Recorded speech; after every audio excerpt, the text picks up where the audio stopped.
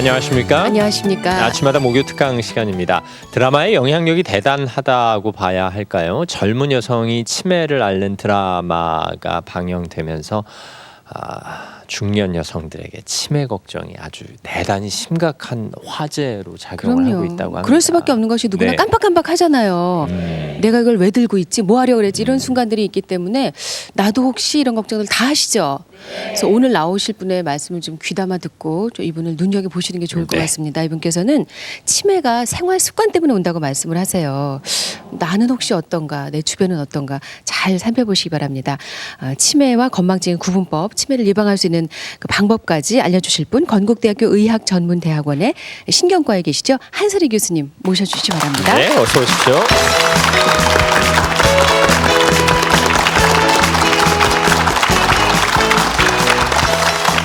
네, 아침 일찍 나와주셔서 감사합니다. 아무래도 치매 환자들을 많이 만나게 되실 텐데요. 뭐 의사 선생님들이 모든 환자를 정성스럽게 대하시겠지만 그래도 다른 일반 환자에 비해서 치매 환자들은 더 조심스럽지 않을까 싶기도 하고요. 네, 어떠세요? 그렇죠. 이분들은 벌써 신체적으로는 물론이고 감정적으로도 상처를 받으신 분들이기 때문에 의사소통이 안 될 정도로 나빠진 분들이라 할지라도 감정적으로 따뜻하게 보살피면 이제 그 말로는 아니더라도 뜻이 통합니다. 그래서 감정 교류가 있게 마련이죠. 그래서 꼭 이때쯤입니다만은 제가 미국서 공부할 적에 그 저희 스승께서는 추운 날씨에 제가 근무하던 지역이 굉장히 추운 지역이었는데 겨울에 영하 한 20도 정도 보통 그러면 이제 밖에서 오시는 환자분들이 굉장히 추워하시지 않습니까? 그래서 저희 스승께서는 항상 그 온수에 손을 닦고 계시다가 따뜻한 물에다 그다음에 이제 겨드랑이에 손을 이렇게 따뜻하게 유지하고 계시다가 오시자마자 이제 손 먼저 잡아주시면서 오시느라고 수고했다 이렇게 해서 그런 환자분들이 몸은 물론이고 마음이 이렇게 먼저 여시죠. 그래서 굉장히 그러한 것이 상당히 말보다는 정이 더 중요하다라는 것을 많이 느꼈습니다. 저도 늘 손이 찬 편인데 이걸 따뜻하게 유지하도록 노력을 해야 하는 거군요. 그래도 이렇게 하고 있으면 좀 약간 이상하지 않을까요? 그 중년 이후 특히 노년에 많이 찾아오는 질병이라고 알고 있었는데 네. 젊은이들에게도 오나 이런 걱정을 요즘들은 하세요. 네. 그래서 이제 그 치매라는 것은 사실은 대부분 노년기 질환입니다. 그래서 이제 우리가 노년 그러면 법적으로는 65세 이상을 이제 노인이라고 하는데 대부분 치매는 노인에서도 조금 70대 가까이 가서 이제 치매가 발생을 하는데 최근에 보면은 초록이 치매라 해가지고 이제 그 법적으로는 65세 미만에 발생하는 치매를 이야기를 하지만 대부분 60세 이전에 발병하는 치매고요. 특히 요즘에 이제 모 드라마처럼 이제 젊은 연령층에서도 보이긴 하는데 사실 그런 초록이 치매는 그렇게 많지는 않습니다. 특히 이제 이번 드라마처럼 이제 20, 30대 치매는 전체 치매의 약 1%도 되지 않은 아주 드문 경우입니다. 네. 전 생전 뭘 잃어버리거나 잊어버린 적이 없거든요. 근데 최근 들어서 한 2, 3개월 사이에 벌써 열쇠를 2번이나 잃어버리고요. 약속을 까맣게 잊어버린 게 한 번 있었어요. 이게 그냥 뭐 제가 어디 아픈 건 아니겠습니다만 이게 그냥 단순히 나이가 들어가는 걸로 치부를 해도 되는 건지 아니면 뭔가 조심해야 하는 생활 습관이 있는 건지. 글쎄요. 이제 우리가 단순 건망증하고 치매로 이루는 병적인 건망증에 이제 차이가 몇 가지가 있는데요. 단순 건망증 같은 경우는 이제 그 중요한 내용은 다 알고 주위 변죽은 이제 가벼운 것은 다 있기 마련이고요. 그렇지만 이제 병적인 건망증은 아주 중요한 사실조차도 있고 그다음에 옆에서 힌트를 줘도 그 기억을 해내지 못합니다. 그렇지만 이제 단순 건망증은 조금이라도 힌트를 주면 금방 이거로구나 하고 다 아시게 되죠. 그런 차이점이 있습니다. 물론 이제 단순 건망증도 같은 실수를 반복한다든지 그다음에 그 심도가 조금 더 심해지거나 너무 잦으면 그것은 이제 병적으로 옮아갈 가능성은 있어 보입니다. 제가 아직 방송 시간은 안 잊어버리거든요. 네. 정말 다행입니다. 다행입니다. 오늘 아주 들을 얘기가 많을 것 같죠? 강의 청해 듣겠습니다, 네. 박사님. 감사합니다.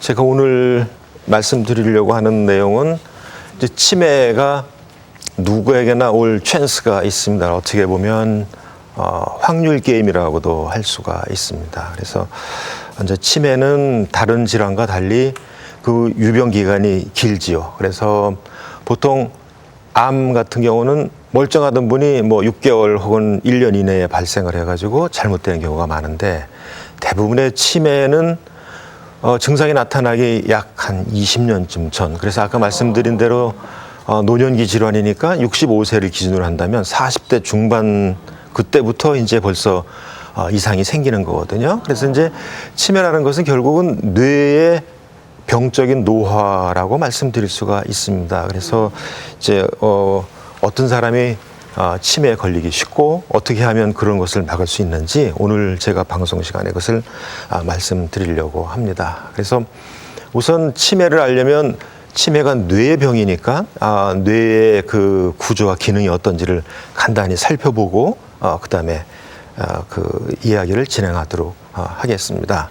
그래서 우선 뇌 사진을 보시면 뇌는 크게 좌우 뇌가 있는데 대칭이죠. 좌우 뇌가 대칭인데 여러분 많이 들으셨을 겁니다. 우뇌형 인간, 좌뇌형 인간. 그래서 주로 이제 우리 인간이 가장 발달한 것이 언어 기능인데요.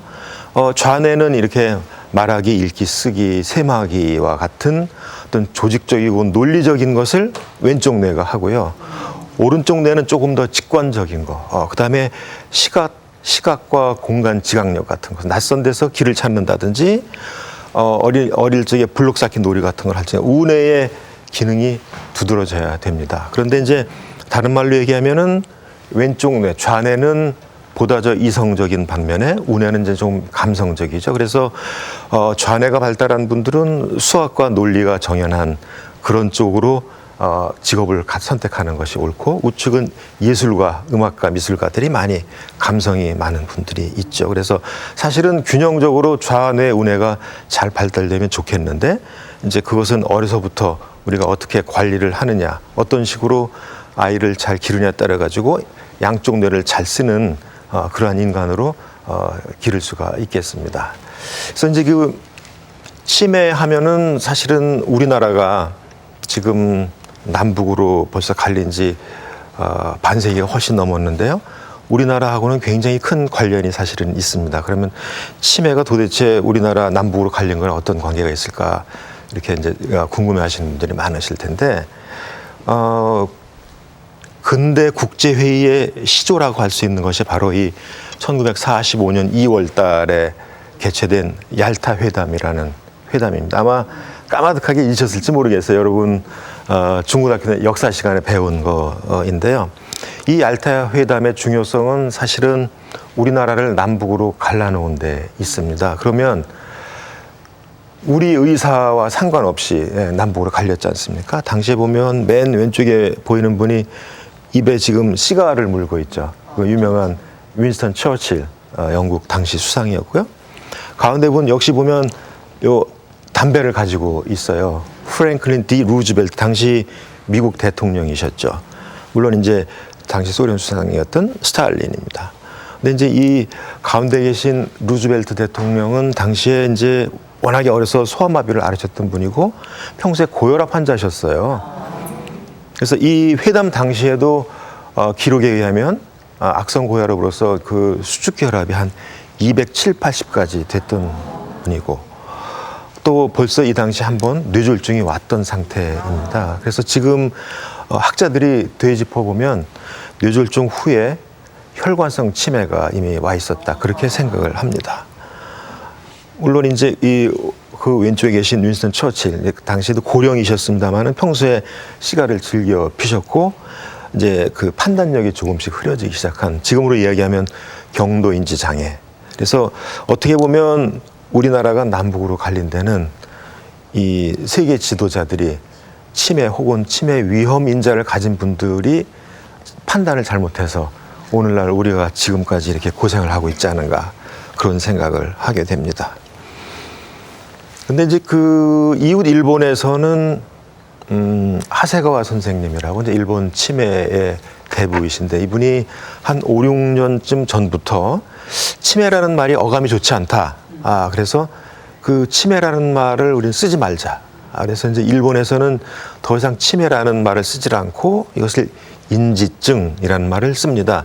인지 기능이 잘못됐다. 그래서 이제 인지증이라고 쓰는데 사실은 이제 일본은 자기네 말이 없기 때문에 그 치매라는 한자로 써놓으면요, 이게 어리석을 치, 어리석을 매. 그래서 꼭 그 서서히 바보가 되어가는 병이라는 것이 글자에서 금방 드러납니다. 그래서 이제 사실은 우리나라에서도 치매라는 말이 어감이 좋지 않기 때문에 보건복지부에서도 이제 저희들과 함께 좋은 말이 없을까 이제 여러 번 찾아봤는데 사실은 이렇게 적당히 우리말로서 치매를 이렇게 지칭할 만한 좋은 말이 없었습니다. 그래서 저희 생각은 치매가 그렇게 아주 나쁜 병이고 불치병이 아니니까 치매에 대한 나쁜 그러한 그 뭐라 그럴까 그 좋지 않은 그러한 감정을 좀 바꾸면 되지 않겠는가? 치매가 갖고 있는 그 말의 뜻을 그 나쁘게만 생각하지 말고 우리가 조기에 발견하면 얼마든지 치매도 예방도 가능하고 이미 발병한 사람도 그 진행을 늦출 수 있지 않을까. 그래가지고 그 일단 당분간은 치매라는 말을 그냥 쓰기로 하였습니다. 근데 이 치매는 잘 아시겠습니다만은 치매가 중기 이후에 가면 누군가 한 사람이 항상 환자분을 보살펴야 됩니다. 그것은 다른 말로 이야기를 하면 누가 경제적으로 일을 할 사람이 환자를 하나를 돌봐야 되니까 치매 환자가 한 분 계시죠? 치매 보호자가 일을 못하니까 경제적 손실이 굉장히 큰 병이지 않겠습니까? 그러니까 우리나라에는 정확한 통계가 나와 있지 않습니다만은 미국의 통계를 보면 금년도 2011년도의 미국 통계는 어마어마합니다. 상상을 초월합니다. 그래서 미국의 약 치매 환자가 특히 알츠하이머병 환자가 540만 명이 지금 있습니다. 1년에 이분들을 돌보기 위해서 동원되는 보호자분들이 약 1,500만 명이 됩니다. 그러면 치매 환자와 이 보호자들 때문에 들어가는 경제적 손실이 미국 달러로 약 130억 달러. 제가 오늘 환율로 계산해 보니까 우리나라 돈으로 약 22조입니다. 그래서 1년에 22조라는 엄청난 돈이 치매 환자를 관리하는데 미국에서는 들어가고 있습니다. 그러면 이 잘 상상이 안 가시겠는데 22조라는 돈이 어느 정도냐 하면요. 미국이 지금 중동전을 치르고 있죠. 1년에 중동전의 그 전비가 약 22조가 됩니다.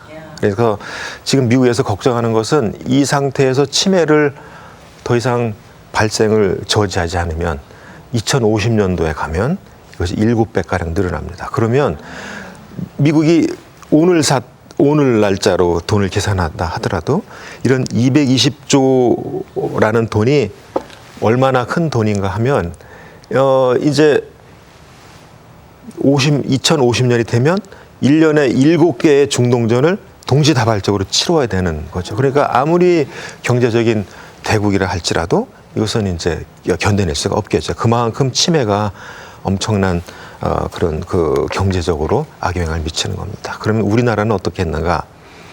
우리나라는 여러분 알다시피 이 세상에서 세계 국가에서 고령화 속도가 가장 빠른 나라입니다. 지금까지 고령화 속도가 가장 빠른 나라가 일본이었거든요. 일본이 전 인구에서 노인이 차지하는 비율이 7%에서 14%로 가는 그 속도가 26년이 걸렸습니다. 미국은 그것이 약 75년 정도로 지금 잡고 있는데요. 우리나라는 18년, 그러니까 세계에서 유례를 찾아볼 수 없을 정도로 지금 그렇게 되어 있습니다. 그래서 작년 현재 우리나라 노인 인구가 약 11%가 되고 있는데요. 전 인구에. 그럼 노인 인구가 11%라면 그중에 약 8 내지 9%가 치매 환자입니다.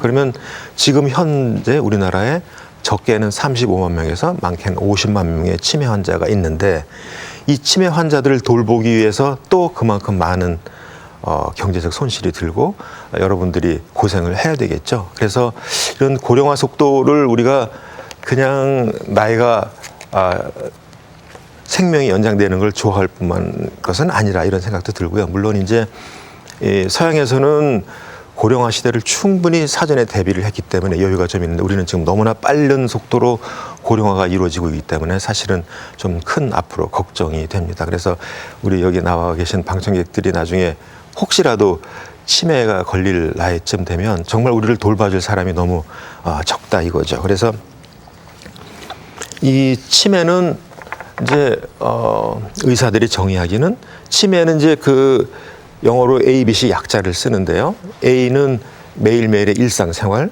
B는 행동의 behavior에서 B, C는 cognition 인지 기능에서 이제 그런데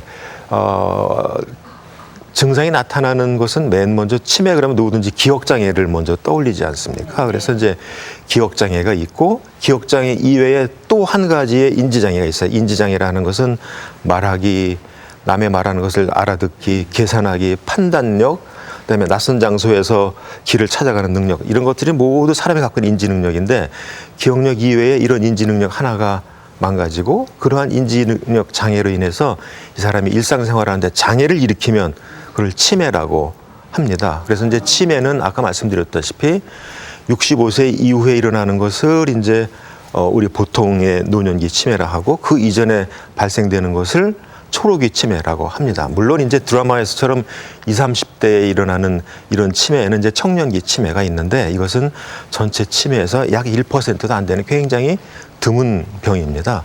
근데 이제 치매는 다른 병과는 달리 유전성이 상당히 강해요. 그래서 지금 많이 밝혀진 바에 의하면 적어도 치매는 한 60% 정도는 유전적인 소질이 있다. 그렇죠. 그래서 이제 방송에서처럼 그렇게 젊은 나이에 생기는 치매는 1%밖에 안 되고요. 그것은 우리가 유전자의 돌연변이에 의해서 생기는 것인데 이것은 그렇게 흔한 병이 아니기 때문에 걱정을 안 하셔도 됩니다. 사실은. 근데 이제 그 치매가 처음 이 사람이 치매일까라고 생각할 적에 아까 말씀드린 그것을 하나씩 이제 뜯어보면요. 그래서 처음에는 같은 질문을 반복하게 되죠. 조금 전에 알려드렸는데 또 물어보고 그런 증상이 이제 처음에 있고 그 다음에는 그런 그 기억장애 조금 진행을 하게 되면 이번에는 언어의 이상이 생깁니다. 그래서 대명사를 많이 쓰게 돼요. 여러분도 아마 길거리에서 반가운 친구 만났는데 얼굴은 기억이 나는데 이름이 생각이 안 나서 머뭇 못하는 경우들이 있을 거예요. 그래서 이제 처음에 나타나는 증상은 물건 이름이나 사람 이름이 잘 생각이 안 나는 그런 경우들이 있죠. 그 다음에는 이제 이런 것 때문에 조금 더 지나면 낯선 장소에서 길을 찾는 능력도 조금씩 떨어지기도 하고 그 다음에 이제 매일 쓰던 가전 도구 같은 것이 사용이 좀 서툴어집니다. 그래서 이제 치매 어르신들은 보면 리모컨을 가지고 당신이 보고 싶은 TV 채널을 이렇게 마음대로 돌리시질 못하지요. 그래서 이제 익히 쓰던 그런 가전도구 사용이 조금 서툴러졌다는 거 이런 것도 이제 치매를 시사하는 한 가지 증상이 되겠습니다. 그다음에 이제 그것이 조금 더 지나면 남을 의심을 많이 해요. 그래서 이제 당신이 매일 쓰던 물건을 예를 들자면 도장이나 통장이나 아니면 엊그제 왔던 손자가 주가 용돈을 당신은 잘 둔다고 두었는데 둔 곳을 찾아 헤매다가 없으면 주위에 있는 누구한테 네가 가져갔지라고 의심을 하게 됩니다. 그런데 이제 한 가지 이 치매 환자들은 남들보다 자기가 먼저 느끼는 경우들이 많거든요. 그래서 내 친구들은 괜찮은데 왜 나만 벌써 이렇게 건망증이 심할까? 그러면 이제 조금씩 우울증이 오게 되거든요. 그래서 이제 괜찮던 분이 우울증에서 말수도 적어지고 모든 재미있어 하는 일에 그런 흥미도 잃고 잘 나가던 모임도 안 가고 특히 이제 주일이면은 빠짐없이 교회에 나가면 어느 날부터 교회 가기도 싫어지고 이렇게 이제 이전에 잘 하던 행동이 없어지면 이것도 치매를 시사하는 그러한 어떤 증상이라고 할 수가 있겠습니다. 근데 이제 그 알츠하이머병 여러분 잘 아시다시피 레이건 전 미국 대통령이 걸렸던 그런 병이죠. 그래서 이제 그 알츠하이머병은 사실은 아직도 원인은 잘 모릅니다. 그렇지만 이것은 아까 말씀드린 대로 치매가 나타나기 한 20년 전부터 머릿속에서 이상한 단백질, 우리가 쉽게 예를 들면 이제 그 욕실의 욕조를 보시면 처음에는 새하얗게 윤이 나지만 어느 정도 쓰다 보면 자꾸 물때가 어느 때부터 끼기 시작하죠. 그것은 나쁜 물질이 거기 이제 쌓이는 거지 않습니까? 그래서 우리가 주부가 부지런히 그걸 닦아내면 항상 새 것처럼 쓸 수 있는데 조금만 게으르하면 욕조에 때가 끼듯이 뇌 속에도 그러한 이상한 단백질이 찌꺼기가 생기게 되는데 보통 사람들은 그 찌꺼기를 걸러내는 그러한 효소가 있기 때문에 다 씻어서 없어집니다. 그렇지만 이 알츠하이머병에 걸리는 사람들은 나쁜 단백질을 씻어내는 효소가 부족하기 때문에 차츰차츰 쌓이는데 이것이 이제 갑자기 쌓이는 것이 아니라 20년을 두고 쌓인단 말이죠. 그러니까 어떻게 보면 알츠하이머 병은 우리가 중간에 생활 습관을 잘 들이면 20년 동안 예방할 수 있는 기간이 있다 이렇게 말씀드릴 수가 있겠습니다. 그래서 다른 질환은 이게 1, 2년 안에 판별이 나니까 잘못되는 게 금방이지만 이것은 부지불식간에 이제 가랑비에 옷 젖듯이 서서히 진행하기 때문에 처음에는 잘 그 발병 사실을 우리가 모르게 됩니다. 그래서 서양과는 달리 우리나라에는 아직도 병에 걸려서야 하지만 처음으로 내가 고혈압이나 당뇨, 고지혈증 이런 것을 갖고 있구나 하는 것을 아는 분들이 꽤 많이 있거든요. 그래서 서양보다는 우리나라에는 아직도 혈관 치매, 혈관 위험인자가 관리되지 않아서 생기는 혈관성 치매가 서양보다는 조금 많습니다. 그래서 이제 전반적으로 보면 알츠하이머병 치매가 가장 많고 서양에서는 이제 루이체 치매라는 것이 또 있고 그다음에 전두축적 치매가 있고 그다음에 혈관성 치매인데 우리나라는 알츠하이머병이 가장 많고 그다음에 혈관 치매가 많습니다. 그다음에 또 순수한 알츠하이머병 치매보다는 아까 말씀드린 대로 고혈압, 당뇨, 고지혈증과 같은 이러한 혈관 위험인자가 잘 평소에 관리되지 않기 때문에 알츠하이머병도 가지고 있으면서 혈관성 치매를 가지고 있는 복합성 치매가 많습니다. 그래서 우리나라는 알츠하이머병 치매와 혈관성 치매를 합치면 치매의 거의 한 8, 90%가 그 병이다 이렇게 말씀드릴 수가 있겠습니다. 그 알츠하이머병은 사실은 이제 그 아까 경제적으로 굉장히 손실이 많다 했는데 사실은 뇌졸중, 심장병, 암에 이어서 네 번째로 중요한 사망 원인이고요.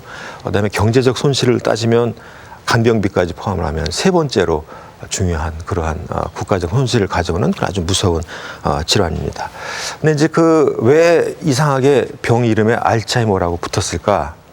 알츠하이머는 사실은 독일의 정신과 의사의 이름입니다. 그래서 이제 당시에 이 알츠하이머 병이라고 생각되는 그 최초의 치매 환자는 51세 여자 환자였습니다. 그래서 이제 치매가 왜 생겼냐 하면 왜 알츠하이머한테 갔냐 하면 이제 아까 말씀드렸다시피 치매라는 것은 일상생활에 장애가 오는 거죠. 이분 이제 가정주부였는데 기억력도 없고 다른 인지기능이 떨어져 가지고 주부로서 기능을 못하면 살림을 못하게 되는 것이죠. 그래서 이제 집에서 식사 준비도 못하고 세탁도 못하고 그러니까 남편이 이제 대신 해야 될 거 아니겠어요? 그래서 남편이 안 해보던 일이라 이웃집 여인한테 무슨 뭐 식사를 어떻게 준비하는가 이런 거를 물어보는데 이제 그 자기 부인이 보고 이웃집 여자랑 바람났다.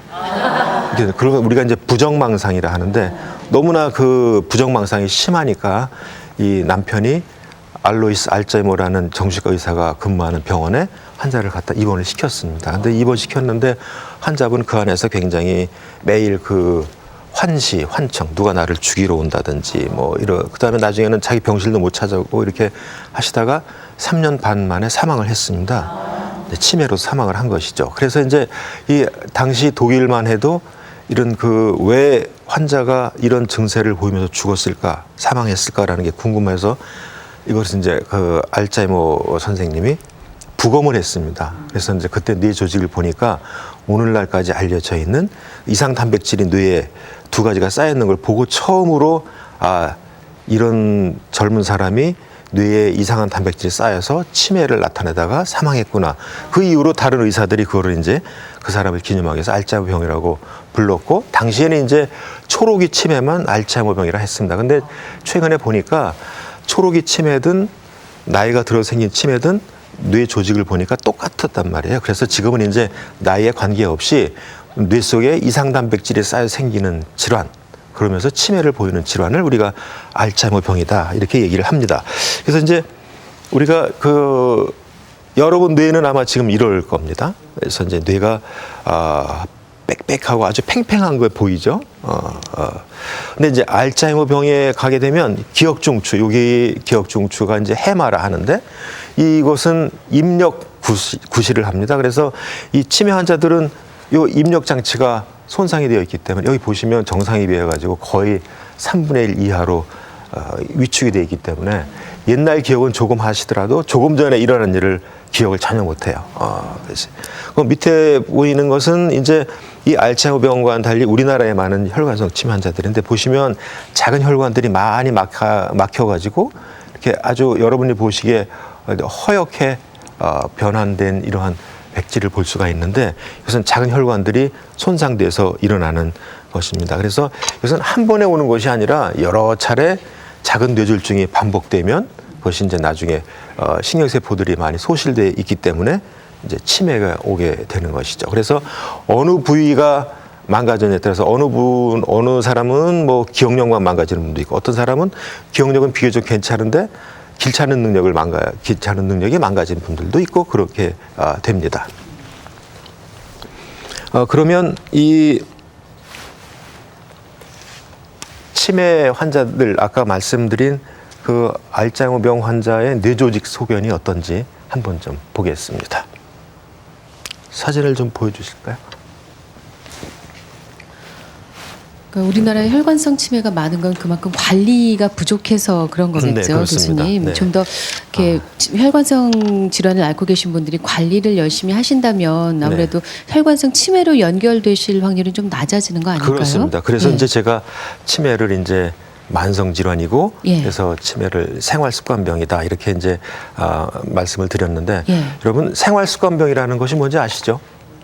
생활습관병이라는 것은 이전에 우리가 성인병 하던 네. 것이 생활습관병입니다. 그래서 이것은 반복적으로 나쁜 습관, 예를 들자면 비만, 과음, 과식, 운동 부족 이런 것이 나쁜 습관이 쌓여가지고 성인 연령, 특히 이제 40대 중후반에 생겨서 나타나는 질환이다. 그래서 이제 예전에는 성인병 그랬는데 이 성인병은 사실 일본에서 먼저 성인병이라는 말을 썼고요. 지금은 이제 아무 나라도 성인병이라는 말 쓰질 않고 생활 습관이 잘못돼서 생긴 병이다. 그래서 생활습관병 이렇게 얘기를 하고 독일 같은 데서는 이것을 문명병이라고도 이야기를 합니다.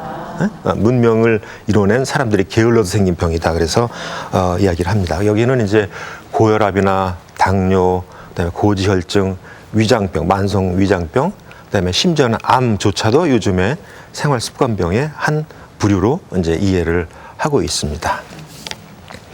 그러면 이제 치매는 특히 알츠하이머병은 어떤 사람이 많이 걸리는가? 사실은 이게 아까 제가 확률 게임이라고 말씀을 드렸는데 나이가 든 것은 누구든지 피할 수가 없습니다. 그래서 연세가 60세 이상이 되면요. 60세 때 우리나라에서 이제 환갑 정도 되면 약 1 내지 2%, 100분 중 한두 분이 이 병에 걸립니다. 그런데 60세 이후에는 나이가 5살 증가할 때마다 2배씩 치매, 특히 알츠하이머병의 빈도가 늘어납니다. 그래서 85세쯤 되면 47%, 거의 2분 중 1분이 이 병에 걸리게 되는 그런 겁니다. 그런데 이제 이 그 치매는 나이도 중요하지만 이제 남녀 성별 차이가 있습니다. 그래서 여기 이제 대부분 여성 방청객들이 많이 계신데 여성들한테 조금 더 많이 걸리는 것으로 되어 있습니다. 그것은 이제 여성이 비단 남성보다 수명이 긴 데도 있지만 특히 여성 호르몬, 에스트로겐이라는 호르몬이 폐경기 이후에는 갑자기 없어지기 때문에 이 여성 호르몬인 에스트로겐은 아까 말씀드린 해마의 영양인자입니다. 그래서 해마가 잘 그 역할을 하도록 이렇게 영향을 주다가 갑자기 영양인자가 없어지니까 이제 해마가 급격히 위축이 됩니다. 그런데 남성의 경우에는 왜 그러냐? 남성은 이제 80세에 이르더라도 남성 호르몬 테스토스테론이라는 호르몬이 있는데 이것이 일부가 여성 호르몬 작용을 합니다. 그래서 이제 남성은 여성에 비해서 조금 알츠하이머 병에 걸리는 확률은 조금 적게 되겠습니다. 그 다음에 이제 아주 중요한 것이 가족력. 아까 말씀드렸다시피 가족력. 그래서 우리가 나이나 가족력, 유전성 이것은 우리가 어떻게 바꿀 수가 없는 유전적인 위험인자이고 제가 지금도 말씀드릴 중요한 건 환경적 위험인자. 환경적 위험인자라는 것은 우리가 얼마든지 노력 여하에 따라서 바꿀 수 있는 겁니다. 그래서 교육을 많이 받을수록 치매에 걸릴 위험성이 적습니다. 그래서 초등학교 교육을 못 받으신 분들이 그렇지 않은 분들보다 약 3배에서 5배 정도 치매에 걸릴 위험성이 높습니다. 그 다음에 이제 아까 말씀드린 중년기의 비만, 고혈압, 고지혈증과 같은 이런 여러 가지 혈관 위험인자들은 나중에 치매를 20년 후에 치매를 일으키는 아주 중요한 위험인자이고 그다음에 우리가 밝게 사는 생활 습관을 들여야 되는데 젊어서 우울증을 앓으신 분들은 25년 후에 치매가 올 위험성이 상당히 높습니다. 그리고 이 때문에 평상시에 마음을 밝게, 그러니까 우리가 조금이라도 이런 특히 중년기 우울증이 굉장히 좋지 않은데 이것은 정말 반드시 치료를 해야 될 그런 것이 되겠죠. 그다음에 이제 머리를 다치지 않아야 됩니다. 그래서 이제 요즘에는 야외 활동이 많아가지고 자전거나 롤러 스케이트 같은 걸 많이 타는데 특히 어린 나이에 반드시 헬멧과 같은 보호 장구를 이용을 해야 됩니다. 왜냐하면 한 번이라도 머리를 다쳤을 때 이것이 의식을 잃을 정도로 심하면 나중에 거의 틀림없이 치매하고 연결이 됩니다. 그다음에 이제 한 번에 많이 다치진 않지만 권투 선수처럼 반복적으로 머리를 다치는 경우, 여러분 잘 지금 기억하시겠습니다만은 아틀란트 올림픽 때 마지막 성화 주자였던 무하마드 알리가 보면 손도 떨고 그다음에 그 사람이 인지 기능이 좋지 않았거든요. 그분이 이제 물론 권투 선수를 했기 때문에 남을 많이 때리기도 했지만 당신도 많이 맞아서 사실은 이제 영어로는 펀치 드렁크라고 얘기를 하는데요. 머리를 반복적으로 손상을 입으면 그렇게 치매가 올 수도 있고 그분처럼 파킨슨 병도 올 수 있는 그러한 것이 되겠습니다. 그러면 이렇게 겁만 줄 것이 아니라 우리가 치매를 어떻게 그럼 지금부터 막을 수 있는지 이거에 대해서 이제 조금 말씀을 드리도록 하겠습니다. 치매가 과연 예방이 되는가?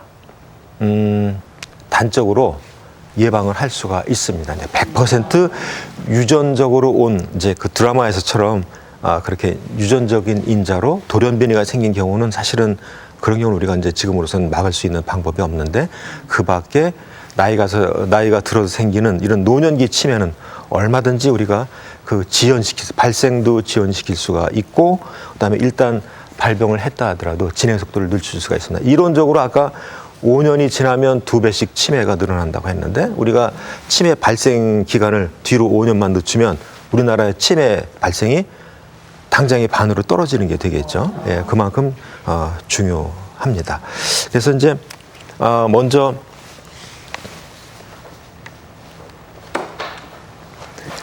중요한 것이 고혈압과 당뇨, 고지혈증과 같은 이런 혈관 위험인자를 우리가 조기 발견하면 반드시 이것을 치료를 해야 되겠습니다. 그래서 당뇨 같은 경우는 사실은 소리 없는 살인자라고 합니다. 왜냐하면 평상시에 거의 증상이 나타나지를 않거든요. 그렇지만 이 당뇨는 조금만 진행을 하면 눈과 콩팥과 그다음에 말초신경에 이상이 와가지고 당뇨병성 망막증이라든지 그다음에 대부분 우리나라에서 이 신장 이식을 하는 분들은 보면 당뇨병이 잘못된 합병증 때문에 신장 콩팥에 이상이 생겨서 나타나는 질환이거든요. 그다음에 이제 특히 발이 저리고 지린 이러한 시리고 지린 이러한 것들은 대개 보면 당뇨병성 말초신경염이 와서 그렇습니다. 그래서 그때는 벌써 많이 진행을 한 거기 때문에 혹시라도 일반 건강검진에서 내가 당뇨 혹은 혈당 수치가 너무 높다 그러면 꾸준한 운동과 식이요법으로 당뇨를 빨리 치료를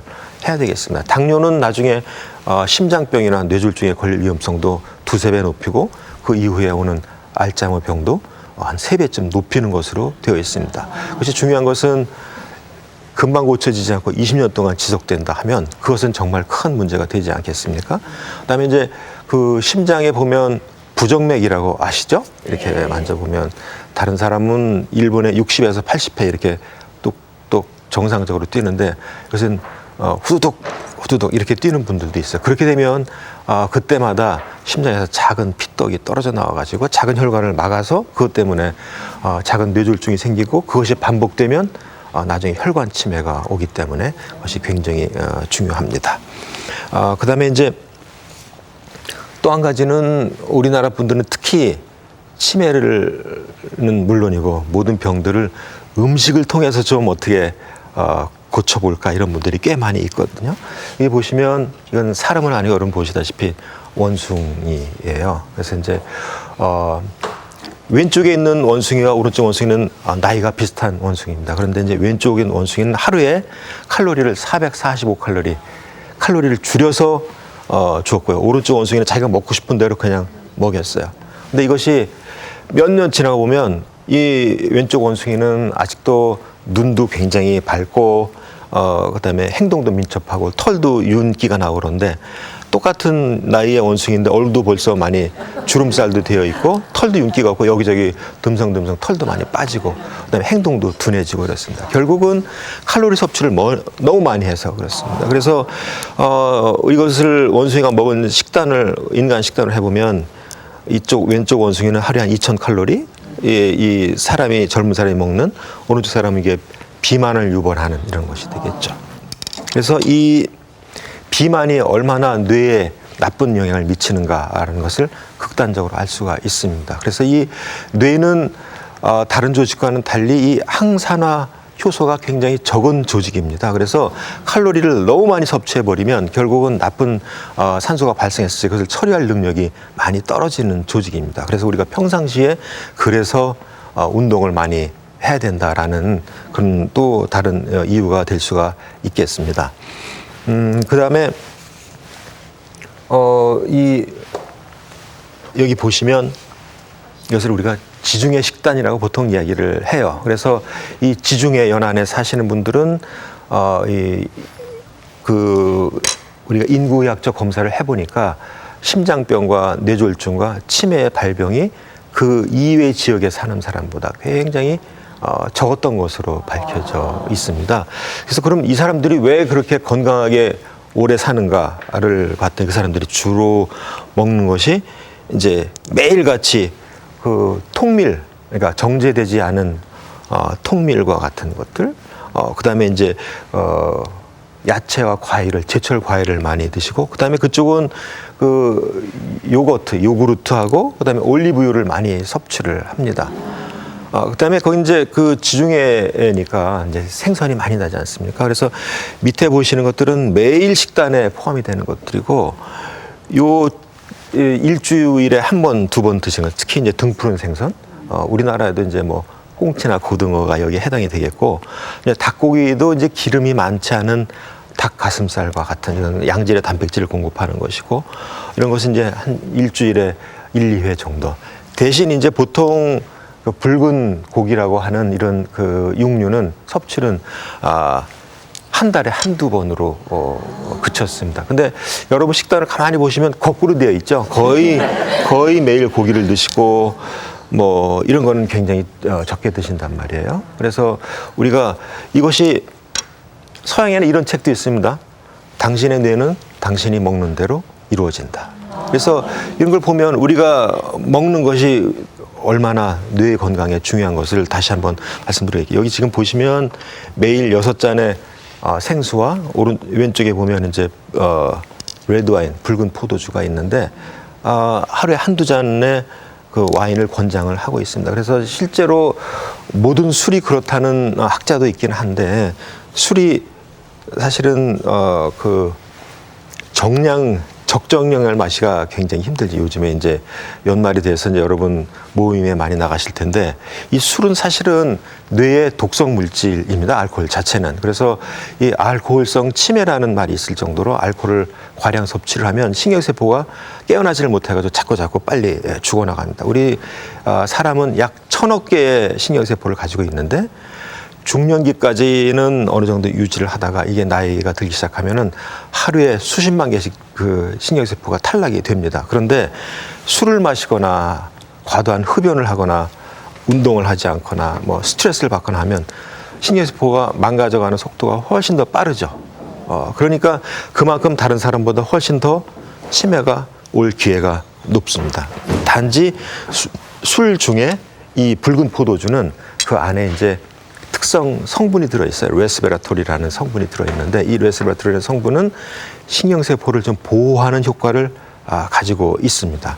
물론 이제 이것은 유전자를 조작을 해요. 이 레스베라톨이라는 그런 식품을 우리가 어떤 생쥐나 하등동물에 이렇게 먹이면 생명을 연장하는 유전자를 많이 발현을 하거든요. 그래서 이제 그 효모 아시죠? 이스트 같은 경우는 저것이 과발현되면은 그 수명이 2배쯤 늘어나고요. 생쥐도 약 1.5배가량 늘어납니다. 근데 이것은 아까 음식을 적게 먹은 원숭이가 보면 털빛도 좋고 행동도 민첩하고 그렇다고 그랬죠. 그래서 이제 그것은 우리가 음식량을 적정량의 60%로 줄여버리면 실험동물 사람에서 상당히 어렵지만 실험동물에서 그렇게 줄여버리면 이 레드 와인을 마신 효과와 비슷한 정도의 그 유전인자가 발현이 되는 것으로 알려져 있습니다. 그래서 과량 섭취하는 것보다 조금 모자라는 듯 음식을 섭취하는 것이 오래 살고 건강하게 살고 치매에 걸리지 않는 그러한 좋은 생활 습관이 될 수가 있겠습니다.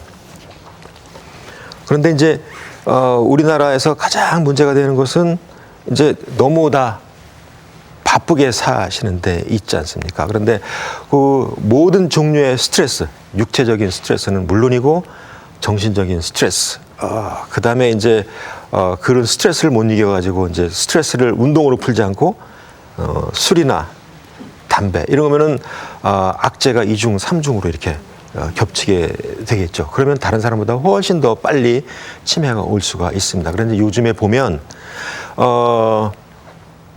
젊은 사람들 중에 내가 혹시 치매가 아닐까라고 하는 직장인들이 꽤 있습니다. 근데 이제 보면 한 50대 정도 이런 분들 보면 거의 비만에다가 술, 담배를 하셔가지고 실제로 보면 이전에는 60세, 70세 이후에 갖고 있어야 될 혈관을 벌써 40, 50대 때 그렇게 됐어요. 동맥경화가 진행이 됐기 때문에. 동맥경화라는 것은 문자 그대로 동맥이 딱딱해지는 건데 왜 딱딱해지냐 하면 몸속에 축적되어 있는 지질, 지방질이 더 이상 쌓일 데가 없으면 나중에 혈관벽에 가서 쌓이게 됩니다. 그렇게 되면 피가 어떻게 되겠어요? 탁해지고 흐르는 속도가 늦어지고 이게 너무 느려지다 보면 막히기도 하고요. 그래서 요즘에는 예전에는 어르신들만 걸렸던 이 뇌졸중, 한방에서 중풍이라 하는 이런 병들이 30대, 40대에도 많이 있습니다. 그래서 이것은 굉장히 심각한 국민보건 문제인데 그래서 사실은 우리가 비만 퇴치, 어떤 좋은 생활 습관만 간다 하더라도 심장병, 뇌졸중은 물론이고 이제 치매까지 막을 수 있다 이렇게 이야기를 할 수가 있겠습니다. 그러면 이제 어떻게 하면 좋은 생활 습관을 들일 수 있겠는가? 제일 아까 우리가 환경적 위험인자 중에 맨 먼저 들은 게 교육을 말씀을 제가 드렸어요. 그래서 이제 이 자리에 나와서 지금 제 강의를 들으시는 방청객들은 그만큼 다른 사람보다 훨씬 더 치매에 걸릴 위험성을 이제 낮출 수가 있겠습니다. 그래서 이제 우리가 평생 교육이라고 하는데 아까 말씀드린 대로 이러한 생활 습관이라는 것이 생각났을 적에 하루 이틀 1, 2주 하고 그치면 아무 소용이 없습니다. 평생을 같은 습관을 들여야 되거든요. 그래서 제가 잠시 이제 도표로 말씀을 드리겠습니다.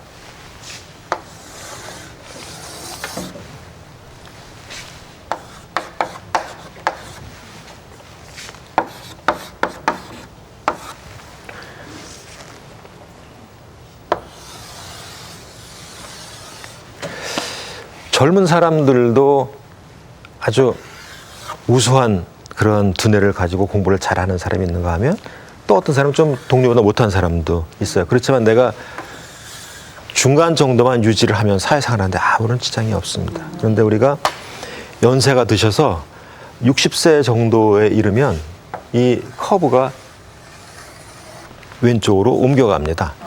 그렇죠? 여러분도 벌써 대학 지금 여러분 자제분들보다 뭐 새로운 것을 받아들이고 하는 능력이 좀 떨어졌을 거예요. 젊었을 때는 못해요. 확실히. 이것은 그렇지만 내가 아무리 젊은 사람, 물론 어떤 젊은 사람들은 어떤 나이 든 분은 젊은이보다 우수한 분들도 있죠. 그렇지만 내가 젊은이만 못해도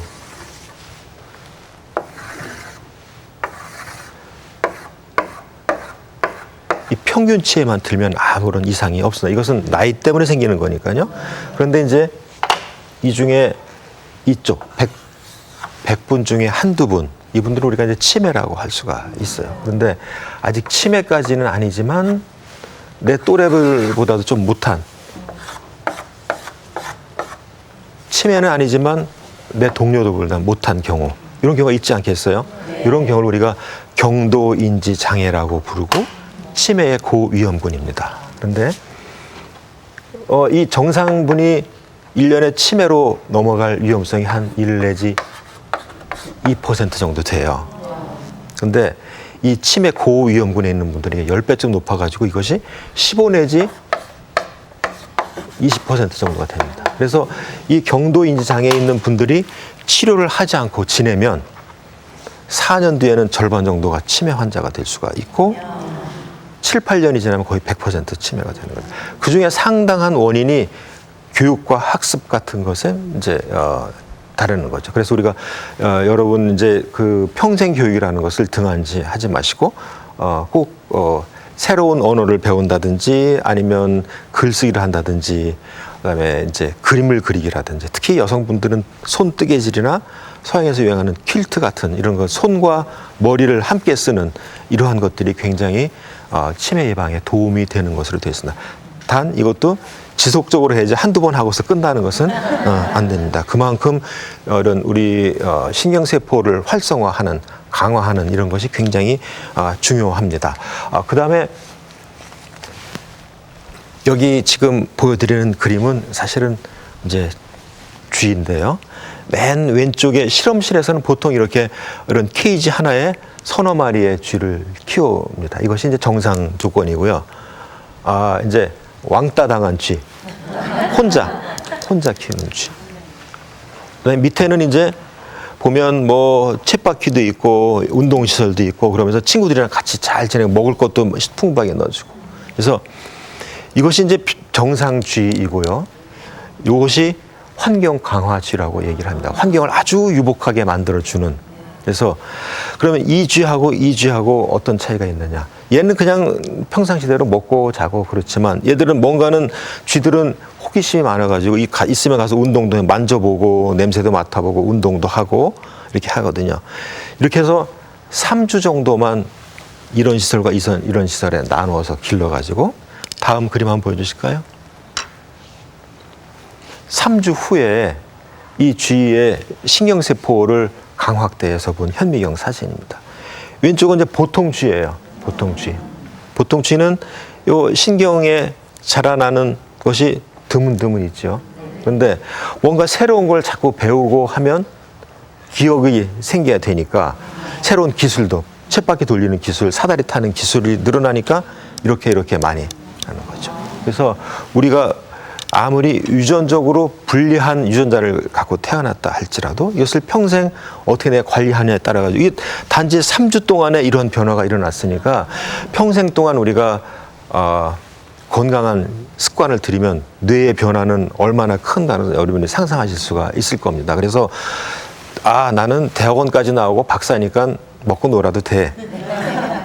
이러면 안 되는 거예요. 같은 직업을 갖는다 할지라도 평생 머리를 쓰고 계속 계획하고 관리하고 이런 직업하고 그냥 뒷짐지고 그냥 노는 직업하고는 그것도 또 차이가 납니다. 똑같은 정도의 교육을 받았다 할지라도 둘 사이에서도 적극적으로 두뇌를 쓰는 그룹과 그렇지 않은 그룹에는 치매가 나타나는 겁니다. 그래서 이제 흔히 이런 그 강좌를 다니면 어떤 분들은 그런 질문을 많이 하시죠. 고스톱을 치면 치매를 예방할 수 있을까? 절대 그렇지 못해요. 그 정도 고스톱 치는 정도의 두뇌 자극 가지고는 치매를 예방할 정도의 그러한 두뇌 자극이 못 됩니다. 물론 이제 계속해서 고스톱을 치시면 치매 걸려도 고스톱은 치실 수 있어요. 다른 건 못 하시더라도. 그런데 이제 그러면 어떤 사람들 영화 타짜 아시죠? 네. 타짜에서 남을 속이려면 그 사람은 얼마나 연구를 많이 했겠어요. 그 정도로 전문 도박사가 되면 고스톱을 쳐도 치매가 예방이 될 수가 있겠습니다. 그렇지만 일반 사람들한테는 이제 그렇게 되지 않겠죠. 예, 그래서 그 다음에 또 한 가지 중요한 것은 아까 지중해 식단을 말씀드렸는데 잘 머리를 쓰고 두뇌 활동을 하고 건강한 식사를 하고 근데 한 가지 빼드리면 안 되는 것이 매일매일의 운동이에요.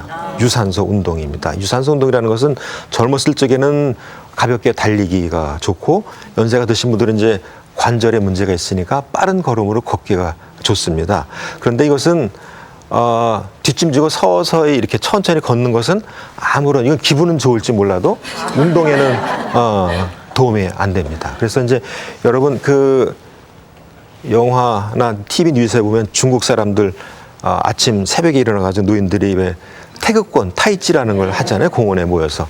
그것을 보고 이제 플로리다 대학에 있는 교수분이 저거 가지고 한번 연구를 해보자 해서 어떤 아이디어를 했냐면 공원에 나와서 운동을 하시는 분들은 매일같이 자기 건강 관리를 열심히 하시는 분들이잖아요. 그래서 이제 그분들을 세 그룹으로 나눴어요.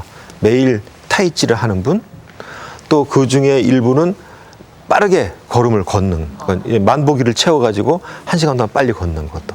한 그룹은 이제 그룹 디스커션 가서 이제 토론 주제를 주고 한 시간 동안 열심히 노력하는 그 세 그룹을 나누고, 그다음에 아무것도 안 하는 집에 있는 같은 나이 해서 이제 전체를 네 그룹을 8개월 동안 비교를 했어요. 그래서 매 시작하기 전에 뇌 MRI를 촬영을 하고 8개월 동안 열심히 운동 한 분, 타이치 한 분, 그다음에 디스커션 한 분, 집에서 아무것도 안 하고 그냥 논문을 갖다 가서 8개월 후에 비교를 해보니까 놀랍게도 집에서 아무것도 안 하신 분들은 그 해마의 크기가 약간 줄어붙거나 이렇게 됐어요. 인지 기능도 떨어지고. 그런데 매일 유산소 운동 한 분하고 타이치를 한 분들은 크기가 변화했습니다. 좋은 방향으로. 그래서 기억력이 그만큼 향상되는 거죠. 그러면 매일같이 빠른 유산소 운동이 왜 기억력 증진하고 관계가 있을까? 우리가 많이 걸으면 걸을수록 첫째, 뇌혈류가 많이 증가를 하게 됩니다. 뇌혈류가 많이 증가를 하게 되고, 뇌혈류가 증가되는과 동시에 그때 신경세포 영양인자라는 NGF라고 얘기를 하는데, 이런 것들이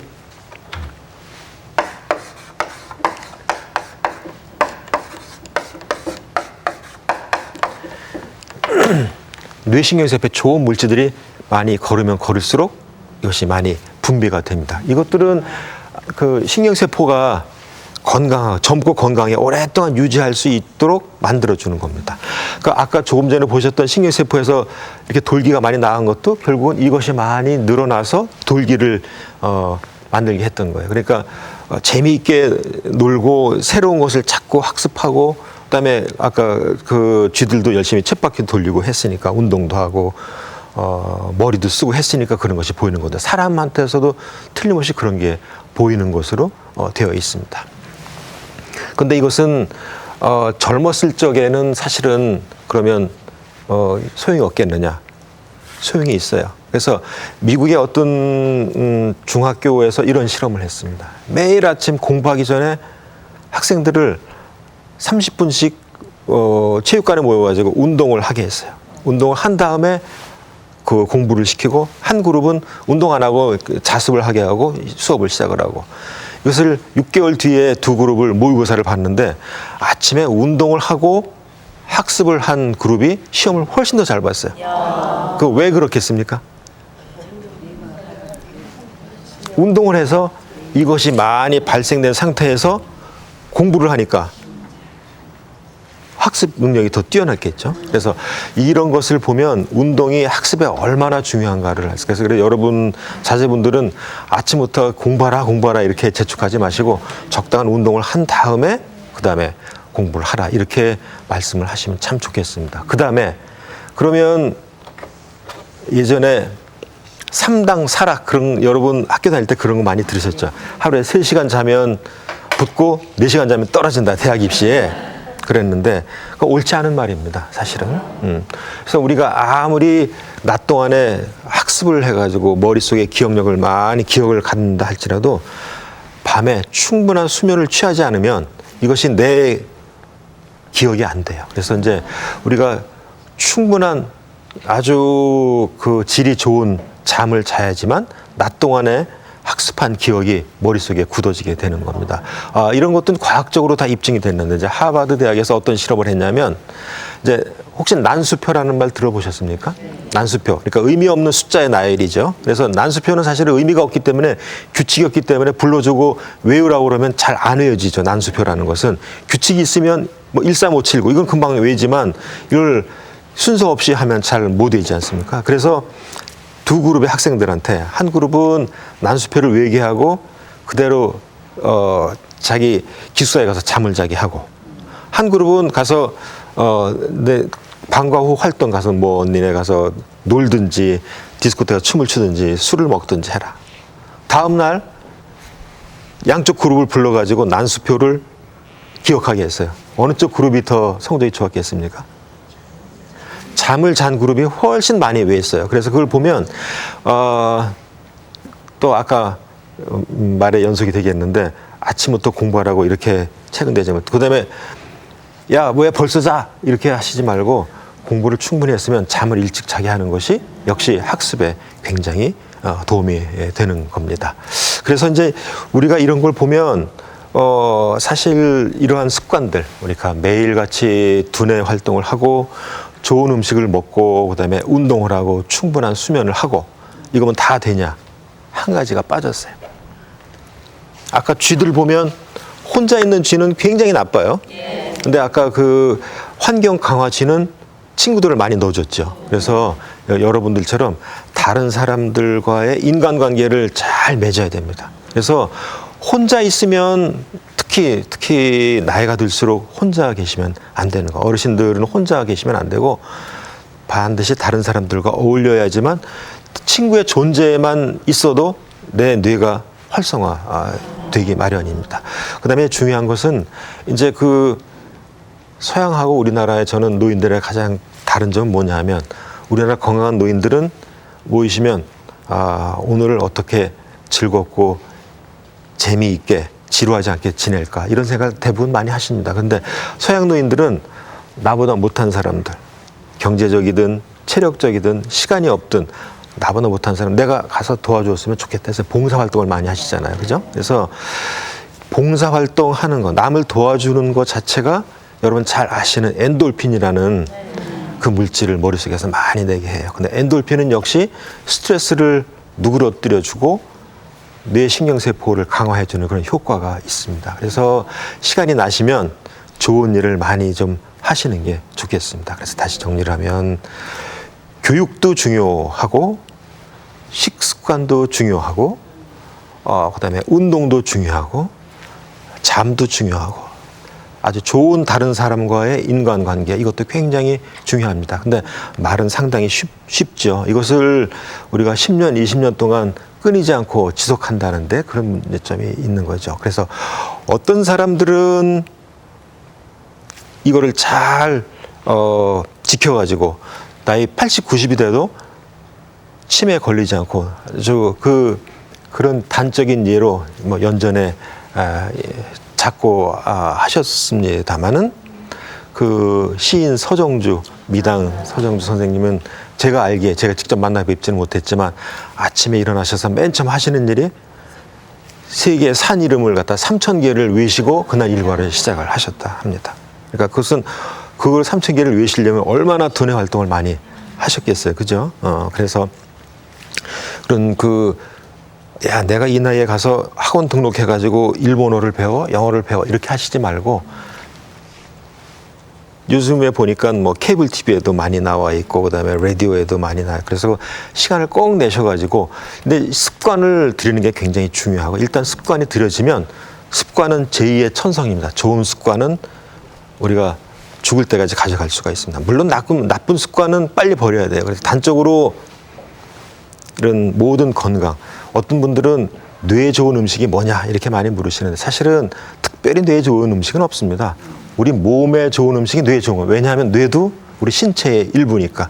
다만 이제 신경세포에 훨씬 더 좋은 그러한 영양인자들은 여러분 잘 아시는 오메가3 그죠? 오메가3 이것은 항산화, 항염증에다가 이런 신경세포 영양 효과도 같이 갖고 있는데 이것은 이제 등푸른 생선에 많이 들어있고 그 다음에 잣과 호두와 같은 견과류에도 식물성 오메가3가 많이 있습니다. 그래서 어떤 분들은 그러면 시중에 나와 있는 오메가3를 구입해서 먹으면 되지 않겠는가. 물론 그렇게 하셔도 됩니다. 그렇지만 이것은 활성이 많이 떨어지거든요. 그래서 가능하면 음식으로 섭취하는 오메가3가 내 뇌 건강에 도움이 됩니다. 그다음에 이제 마지막으로 제가 마무리할 것은 다시 한번 정리를 하면 우리나라 어르신들의 잘못된 습관 중에 하나는 별로 과학적으로 입증되지 않은 치료법에 매달린다는 겁니다. 누가 좋다 하면 나도 쫓아가서 꼭 한번 해보는 분들이 있고 심지어는 친구가 야, 내가 지난번에 어지러울 때 이 약 먹으니까 좋더라. 그래서 친구분 약을 이렇게 얻어 드시는 분도 있어요. 굉장히 위험한 일입니다. 약은 당신한테 맞는 약을 맞게 복용을 해야 되지 않겠어요? 그래서 조기 진단이 중요하고 조금이라도 위험인자가 발견되면 빨리 병원에 가셔서 그를 발견이 됐으면 평생 위험인자를 없애는 생활 습관, 좋은 생활 습관을 들이시면 지금까지 말씀드린 대로 좋은 생각, 좋은 음식, 좋은 운동, 좋은 관계, 그다음에 좋은 잠 이거만 우리가 평생 유지할 수 있으면 그러니까 치매를 너무 두려워하거나 무서워하시지 않으셔도 될 것 같습니다. 오늘 여기에 나와 계신 분들은 치매에 걸릴 위험성이 그만큼 줄어붙었다고 저는 말씀드릴 수가 있겠습니다. 네, 감사합니다. 예, 감사합니다. 지금 교수님 말씀을 쭉 듣고 보니까 어떤 생각이 드느냐면 결국 자기 자신을 사랑하는 것이 치매를 예방하는 데 가장 좋은 방법이 아닌가 싶어요. 그런데 이제 그것이 내 몸을 사랑하되 이기주의적인 데는 안 되겠고 이타주의적이면서 내 몸을 사랑하는 게 좋게 되겠습니다. 예. 결국 20년 후를 대비하자는 말씀인데 알려주신 방법들이 우리의 인생을 풍요롭게 하는 방법이기도 한 것 같아요. 네, 근데 뭐 그렇습니다. 식습관, 운동 뭐 이런 거는 하면 할 것 같은데 이 학습이나 두뇌 자극 활동은 오히려 공부를 하면 좀 스트레스를 받는다 이런 분들이 즐거운 계셔서요. 마음으로 그러니까 공부를 하셔야죠. 그래서 이제 사실 배움도 상당히 즐거운 게 많이 있지 않습니까? 컴퓨터 게임도 있고 그다음에 이제 특히 요즘에는 동네 문화센터에 가면은 문화교실이라는 게 있어서 그런 교양 강좌 같은 것을 매일매일 들으시면 새로운 것을 배우는 것이 얼마나 즐거운 일인지 우리 인생을 풍요롭게 할 수 있습니다. 네, 알겠습니다. 건국대학교 의학전문대학원 신경과 한설희 교수셨습니다. 감사합니다, 교수님. 감사합니다. 고맙습니다. 선물 소개해 드릴게요. 친환경 구정마루에서 백화점 상품권 준비해 주셨습니다. 금성 출판사 푸르넷 공부방에서 백화점 상품권, 동남보건대학교에서 백화점 상품권, NS 홈쇼핑에서 백화점 상품권 마련해 주셨습니다. 내일은 금요일 생생토크로 준비하고 있습니다. 한국 여성의 72%가 늙어가는 남편이 부담스럽다고 답했다고 합니다. 어떡하세요? 참 남자 입장에서 쉽지 않은 일입니다. 자, 내일 이런 얘기 나눠보겠습니다. 예, 내일 아침 찾아뵙겠습니다. 좋은 하루 보내십시오. 고맙습니다. 감사합니다.